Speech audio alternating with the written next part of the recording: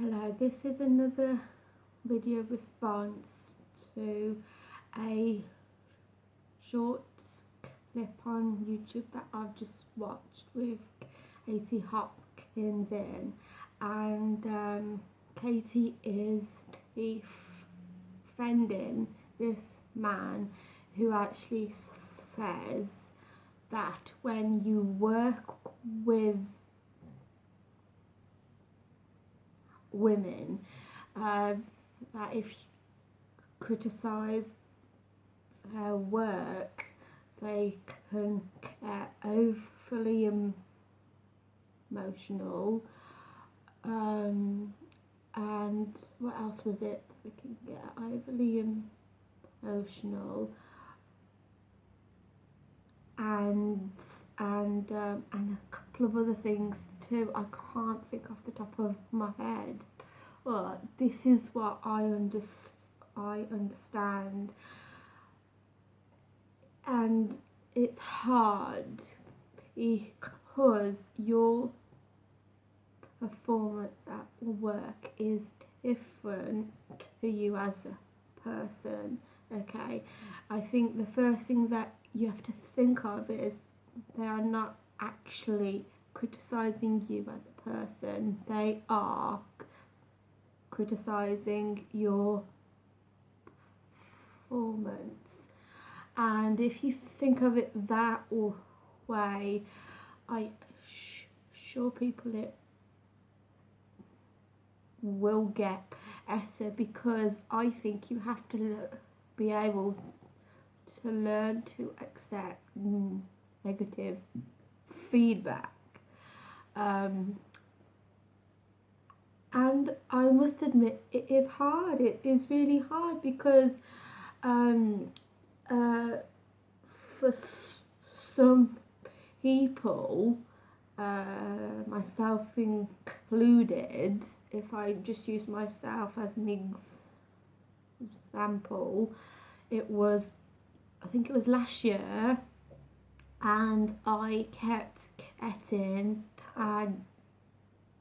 reviews at work, and I'm thinking, okay, so that's what they are seeing here, and they've put it down, and you know, and they'd say that I wasn't happy enough. I mean, I deal with members of the public all the time, so I know that when I go to work, I have to, it doesn't matter if I've got a headache or it's the time of the month or whatever's happened, the moment you enter the shop floor, you go on the till, you enter into a different mode completely, and it doesn't matter what job you have.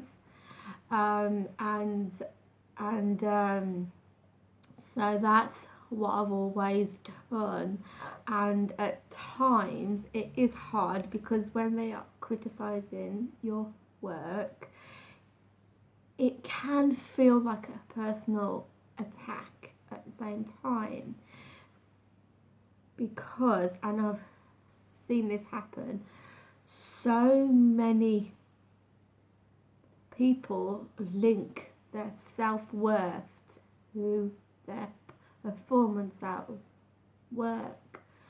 So as a team leader or a manager, when you criticize, it can actually be done in a nice, non-judgmental way, but depending on their mood, they can actually be like, what the hell do you think you're playing at, you know? And as a manager, I think they have a strong sense of self to help you and motivate you to do better. And if but this is what I'm trying to say is, don't see criticism as an attempt to put you down. It's actually helpful, and I know it is hard. I mean, Haiti Hopkins has said that she's never ever cried in a toilet and got upset about nothing at all. But when I kept getting bad review after bad review, I think I got to the point when I was upset. I knew I was gonna get upset, and I knew I was gonna cry. But the thing is, I would never cry in front of people at work. I think the person who was talking to me at the time knew that I was upset, and when asked to go back to doing my job, I asked if I could have a time out sort of thing. And really at work, really there is no place to get upset at work, because if you don't want people to see you upset, the last thing you need is to see people looking at you. So which is a funny story at the same time, is I went inside a killer, got myself locked in there as well. But sometimes you just need a little bit of a cry. You need something to do to release the tension, and that's what I do. I mean, I'll openly admit I often have a cry, but I'll come back and I'll be ready to give my work 110%.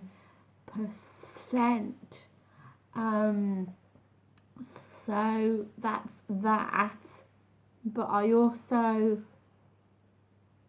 believe as a manager that okay, this is what I think, that they ought to get to know their staff, and they need to know their strengths, and they need to know their weaknesses. Like I mean, I doubt it would ever happen, but that I would say go to a different store as a supervisor, tell people what to do. I don't think they'd actually do that, but I would know that I'm a good worker, I'm a hard worker, and I believe as a manager to encourage your staff is more important. And this is why I believe a good manager has the capabilities of inspiring your team to want to work for you, and also which I've understood as well, and I'll use myself as an example here again. When I worked at a different workplace when I was about in my early 20s, I was asked to do this task, and I knew this task had to be done. This was a task that, it just had to be done every single day. But when I was upstairs and when I was in the office, the manager at the time said, a special job that I want you to do, and she really made it as a really special job and made me want to do it. that is the secret of a good team leader in the process of being put to manager in the first place, that they can get you to want to do things even if at the time you don't really want to. And I think as a manager that you can say the hard things too that not many other people are going to say to you. But what I have learned is this, and I have observed a lot of people, instead of having like a preaching quality to your voice and telling people what they should do and what they should not do is not helpful. What is helpful is when your team leader or your manager comes up to you and says, get you on one side, make sure you're not embarrassing in front of colleagues, get you to one side and actually says, when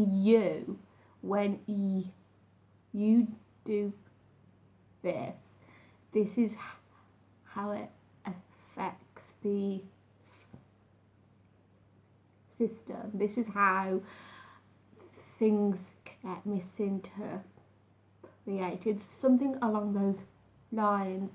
And when you can not dictate but use words like, when you do this, when you do that, this happens, and this is why people get upset with you. And then in actual fact you have been given constructive feedback, and in that sense there is no need to get upset about things at all. It's at the same time, I think it's how you are treated, how you are spoken to at the moment in time. Okay, the manager of a shop, a store, is high up, and I think depending on your relationship with him or her, it's, how can I put this, it's you have to have distance, because they are the boss, of the whole store, and you have to work with them, not against them. And as a manager, there is a certain type of personality that I find tends to be a very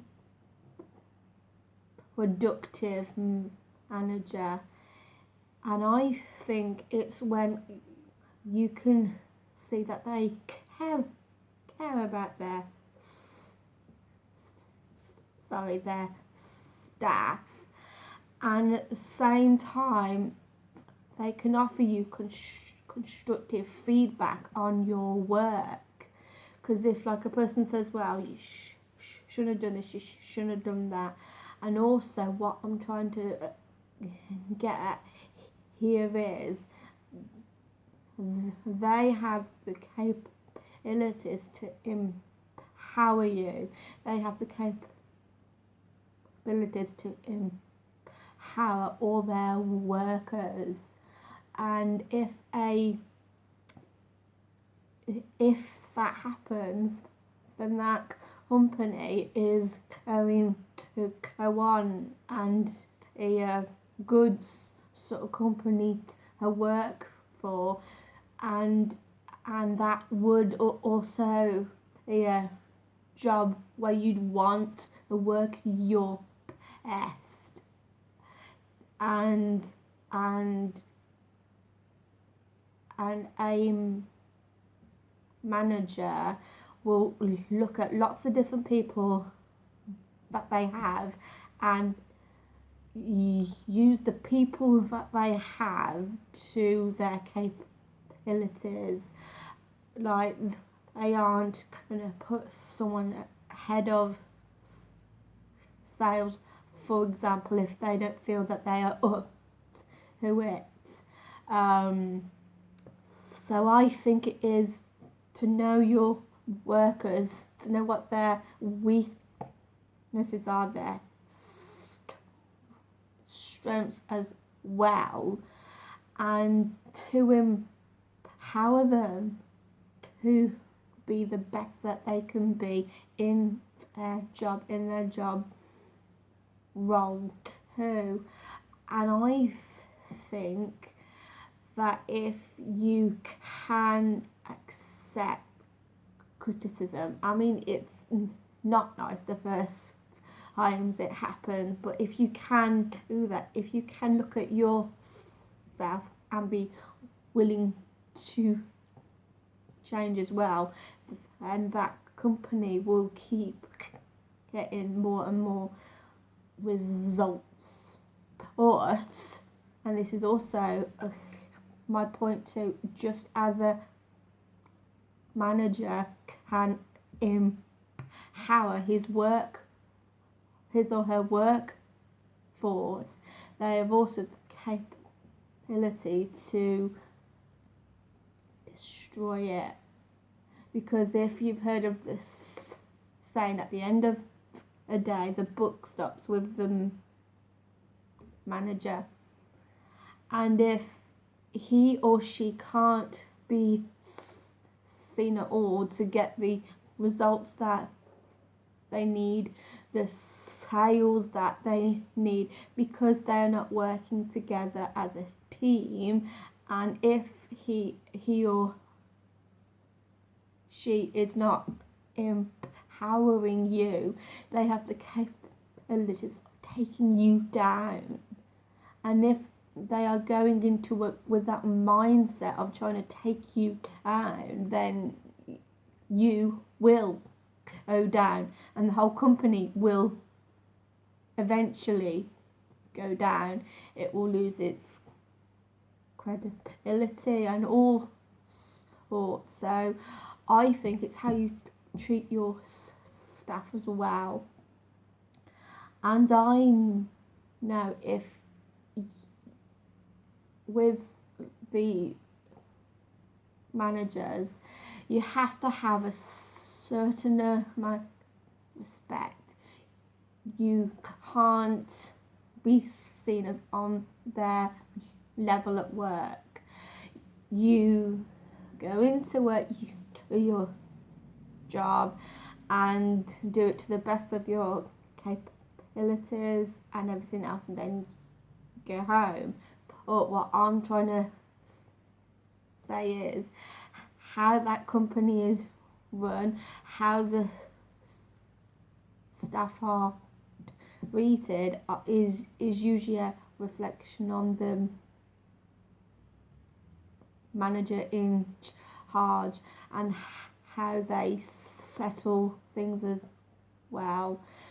So in actual fact, there is no need to be at your desk in floods of tears, but at the same time, if it happens or whatever, you just excuse yourself. That's all I can say. Just excuse yourself, have a moment to yourself, as it happens. It happens, and most people do get upset at times, even if that person thinks you're mad and you're crazy for getting upset in the first place. But then once you're done, you can come back and do your job. I mean, I remember when I was told off at work this once, I was in tears, and I wasn't openly crying. The tears were falling down and I couldn't stop them. and I know I had to do something important, and the cashier actually turned around and said, "Hello, are you okay?" to me, and I just nodded, and I wiped the tears away, because you can't cry when you're not supposed to, really, on the shop floor. And I'm thinking, don't talk to me, don't talk to me, don't talk to me. I know what I've got to do. And I think the moment he talked to me, I think I was a bit upset.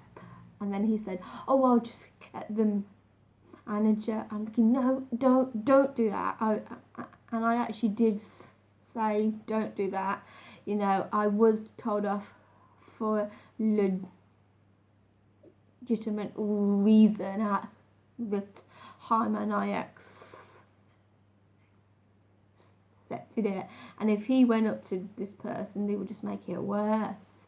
So I'm going, no, it's fine, just leave it. I'm okay, I'm fine. I'm going to do this job now. I'm taking over, and this is what I've got to do. I'll be okay. I'll be, and so in that sense, at the same time, I'm making him think that I'm okay, but I'm also making myself think that I am okay at the same time, like a